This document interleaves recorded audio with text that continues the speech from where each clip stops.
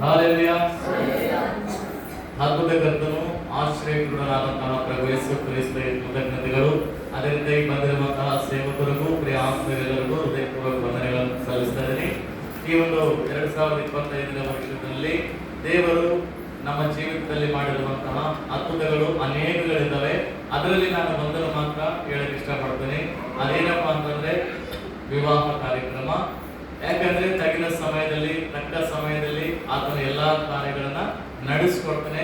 ಕೆಲವು ಕಾರ್ಯಗಳು ಏನಾಗ್ತವೆ, ಆಲಸ್ಯವಾಗ್ತವೆ, ಕೆಲವು ಕಾರ್ಯಗಳು ಬೇಗನೆ ಆಗ್ತವೆ. ಅಂತ ವಿಷಯದಲ್ಲಿ ದೇವರು ಮತ್ತೆ ನನ್ನ ಮದುವೆ ವಿಷಯದಲ್ಲಿ ಉನ್ನತವಾದ ಕೃಪೆಯಿಂದ ನಾವು ಯಾವ ರೀತಿಯಾಗಿ ಪ್ರಾರ್ಥಿಸಿದ್ರು ನಿಮ್ಮೆಲ್ಲರಿಗೂ ಕೂಡ ಬಹಳ ಸ್ಪಷ್ಟತೆಯಿಂದ ತಿಳಿಸಿಕೊಟ್ಟಿದ್ವಿ, ಹೇಳಿದ್ವಿ. ನಿಮ್ಮೆಲ್ಲರಿಗೆ ರೀತಿಯಾಗಿ ಪ್ರಾರ್ಥಿಸಿ ನಮ್ಮ ವಿವಾಹಕ್ಕಾಗಿ ಅಂತ ಪ್ರಾರ್ಥಿಸಿ ಅಂದಾಗ ಮತ್ತೆ ನಿಮ್ಮ ಪ್ರಾರ್ಥನಾ ಸಹಾಯ ಮತ್ತೆ ಸೇವಕರ ಪ್ರಾರ್ಥನಾ ಸಹಾಯದಿಂದ ಪ್ರಭು ಯೇಸು ಕ್ರಿಸ್ತನ ನಿರ್ಣಯದ ಮೇರೆಗೆ ಆತನು ನಿರ್ಣಯಿಸಿದಂತಹ ಮಗಳನ್ನು ದೇವರು ನನಗೆ ಮದುಮಗಳಾಗಿ ಅನುಗ್ರಹಿಸಿಕೊಟ್ಟು ಮದುವೆಯನ್ನ ಆತನ ಸಾನ್ನಿಧ್ಯದಲ್ಲಿ ಅನ್ಯರ ಮಧ್ಯೆ ಆತನ ಸಾನ್ನಿಧ್ಯದಲ್ಲಿ ಅದ್ಭುತ ರೀತಿಯಲ್ಲಿ ನಡೆಸಿಕೊಟ್ಟಿದ್ದಾನೆ. ಇದೆಲ್ಲವೂ ವಿವರವಾಗಿ ಹೇಳಬೇಕಂದ್ರೆ ಬಹಳ ಸಮಯವಿದೆ. ಆದ ಕಾರಣ ಕ್ಲುಪ್ತವಾಗಿ ಹೇಳ್ತೇನೆ. ಮೊದಲನೇದಾಗಿ ನಾವು ಪ್ರಾರ್ಥನೆ ಮಾಡಿಕೊಂಡಿದ್ದೇವೆ.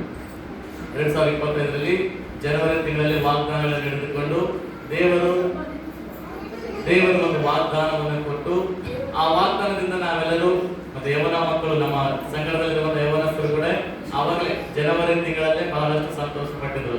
ಏನಪ್ಪಾ ಅಂತಂದ್ರೆ ಈ ವರ್ಷ ಖಂಡಿತವಾಗಿ ದೇವರು ನಮ್ಮ ಮದುವೆ ನಡೆಸಿಕೊಡ್ತಾನೆ ಅಂತ ಹೇಳಿ ಅವಾಗಲೇ ನಾವೆಲ್ಲರೂ ತುಂಬ ಸಂತೋಷದಿಂದಿದ್ವಿ. ಅದೇ ರೀತಿಯಲ್ಲಿ ಮೇ ತಿಂಗಳಲ್ಲಿ ಫೆಬ್ರವರಿ, ಮಾರ್ಚ್, ಏಪ್ರಿಲ್, ಮೇ ಈ ಒಂದು 3 ತಿಂಗಳಲ್ಲಿ ದೇವರು ನಾವು ಅಂದುಕೊಂಡಿದ್ದಿಲ್ಲ, ನಾವು ಊಹೆ ಕೂಡ ಮಾಡಿದ್ದಿಲ್ಲ. ಉನ್ನತವಾದ ರೀತಿಯಲ್ಲಿ ಮತ್ತೆ ಮಗಳೊಟ್ಟಿಗೆ ದೇವರು ಮಾತನಾಡಿ ನಾವು ಒಂದೇ ಮಾತಾಡ್ಕೊಂಡಿದ್ದೆ, ಪ್ರಭಾ ನನ್ನ ಶಾರೀರಿಕ ಸ್ಥಿತಿ ನೋಡಿದ್ರೆ ಯಾರು ಕೂಡ ನಮ್ಮನ್ನ ಇಷ್ಟಪಡಲ್ಲ. ಯಾಕಂದ್ರೆ ಇವಾಗಿನ ಪ್ರಸ್ತುತ ಕಾಲದಲ್ಲಿ ಎಲ್ಲಾ ರೀತಿಯಿಂದ ನೋಡ್ಕೊಂಡ್ರೆ ಮತ್ತೆ ಶಾರೀರಿಕವಾಗಿ ಇರಬೇಕು, ಅದೇ ರೀತಿಯಾಗಿ ಆಧ್ಯಾತ್ಮಿಕವಾಗಿ ಎರಡೂ ರೀತಿಯಲ್ಲಿ ಇರಬೇಕು. ಯಾಕಂದ್ರೆ ಈಗ ಒಂದು ಕೆಲಸ ಇಲ್ಲಂದ್ರೂ ಕೂಡ ಹೆಣ್ಣು ಕೊಡೋದು ಕಷ್ಟ, ಮದುವೆ ಆಗೋದು ಕೂಡ ಕಷ್ಟ. ಅಂತಹ ವಿಷಯದಲ್ಲಿ ದೇವರ ಅದ್ಭುತ ರೀತಿಯಲ್ಲಿ ನಾನು ಒಂದೇ ಪ್ರಾರ್ಥನೆ ಮಾಡಿಕೊಡ್ತೆ.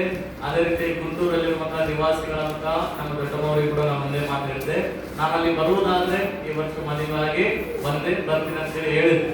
ಅದೇ ರೀತಿಯಲ್ಲಿ ದೇವರು ಮತ್ತೆ ಆಸೆ ಪಟ್ಟ ಪ್ರಾಣವನ್ನು ದೇವರು ಏನ್ ಮಾಡ್ತಾನೆ, ತೃಪ್ತಿ ಮಾಡ್ತಾನೆ. ಅದೇ ರೀತಿಯಲ್ಲಿ 2025ರಲ್ಲಿ ಮದುವೆ ಆಗ್ಲೇಬೇಕು ಅಂತ ಹೇಳಿ ಒಂದು ಆಸೆ ಇತ್ತು.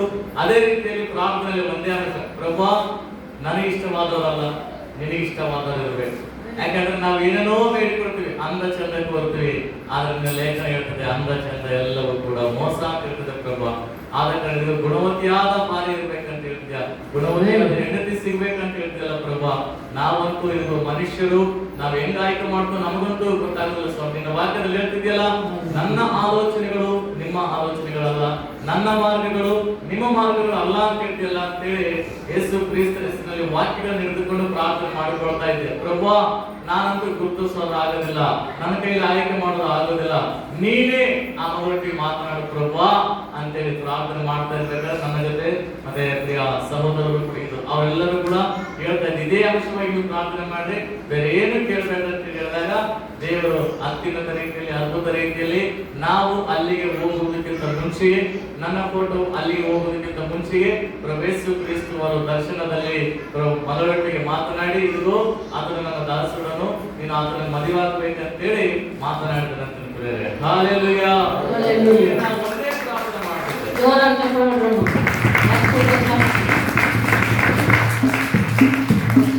ಹಾಲೆಲೂಯಾ. ಯಾಕಂದ್ರೆ ನಾವೆಲ್ಲರೂ ಹಂಗಿರ್ಬೇಕು ಹಿಂಗಿರ್ಬೇಕು ಅಂತೇಳಿ ನಾವೆಲ್ಲ ಆಸೆ ಪಡ್ತೀವಿ.